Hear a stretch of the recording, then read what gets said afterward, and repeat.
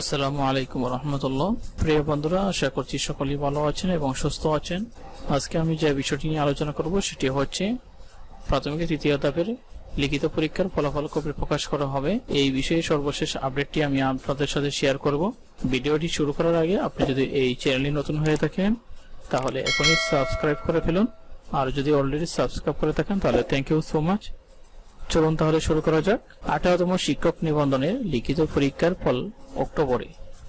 18তম শিক্ষক নিবন্ধনের লিখিত পরীক্ষার ফল অক্টোবরের প্রথম দিকে প্রকাশ হতে পারে।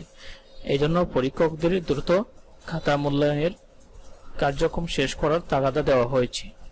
লিখিত পরীক্ষার ফল প্রকাশের 2 সপ্তাহের মধ্যে মৌখিক পরীক্ষা শুরু করা হতে পারে বলে জানা গেছে। সরকারি শিক্ষক নিবন্ধন ও প্রত্যয়ন কর্তৃপক্ষের একটি সূত্র এই তথ্য জানিয়েছে। 1700 এর বেশি পরীক্ষক 18তম শিক্ষক নিবন্ধনের লিখিত পরীক্ষার খাতা মূল্যায়ন করছেন। একই খাতা 2 জন করে পরীক্ষক মূল্যায়ন করবেন। প্রত্যেক পরীক্ষা খাতা মূল্যায়নের জন্য 15 দিন করে সময় পাবেন। প্রথম পরীক্ষক খাতা মূল্যায়ন শেষে প্রধান পরীক্ষকের কাছে খাতা জমা দেবেন। এরপর দ্বিতীয় পরীক্ষক খাতা মূল্যায়ন করবেন। 165 জন প্রধান পরীক্ষক খাতা মূল্যায়নের কাজে সংশ্লিষ্ট রয়েছেন।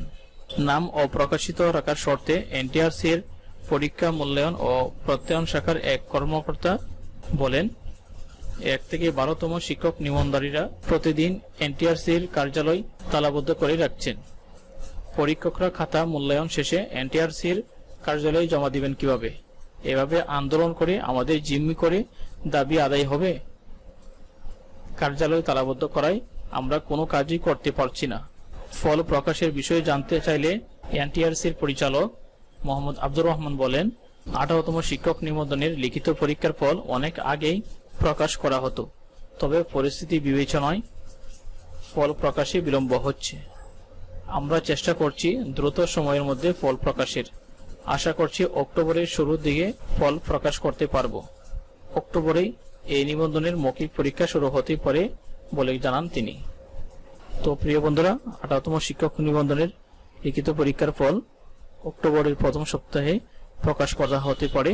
এই বিষয়ে আপডেট পাওয়ার সঙ্গে সঙ্গে আমি আপনাদেরকে জানিয়ে দিব। তো এটাই ছিল আজকের মতো ভিডিও। আজকের মতো এখানে শেষ করছি। আল্লাহ হাফেজ। আসসালামু আলাইকুম।